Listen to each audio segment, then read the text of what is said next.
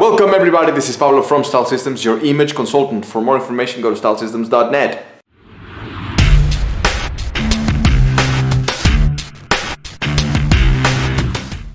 So I got a question on beard, because I've been getting more questions on that in regards to beard, how to grow your beard, because last time I did a video explaining how to grow your beard that is about patience and so on, and I told you guys that I'm actually letting it grow. It's really fucking hard. I don't know if you can see it, but it's super hard for me to grow on this part, on the cheeks. But you know, I'll keep you posted on that. So a big part of growing your beard to keep it healthy, moisturized, and to grow thicker, fuller beard is to use oil. Okay, you have to have your beard oil. It's just one of the necessary things. Now there's a number of different brands that you can use. One of them that I always love, and I want to give a shout out to them, it's called the Beard brand. I think that's one of them.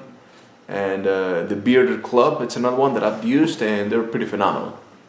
But at one point I decided to make my own beard oil. Literally, I was just playing around, and it was useful, you know. I mean, it's not as professional and as good as some other oils, and you know, still you get really oily throughout the entire day. But still, I mean, if you have no money at all and you want to keep it healthy, you want to grow your beard, I highly suggest that you start using your own beard oil. You just literally have to get a glass container with little, you know, these things to use like drops. I don't know how you call it.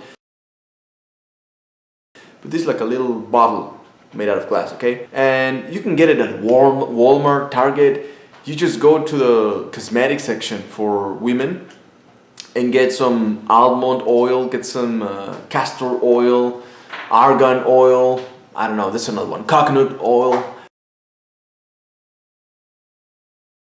And if you combine them, you put them all together, that's basically what I did. I was just playing around, literally. I thought, well, you know, if you can use it in your hair, might as well put it on my beard and see what happens.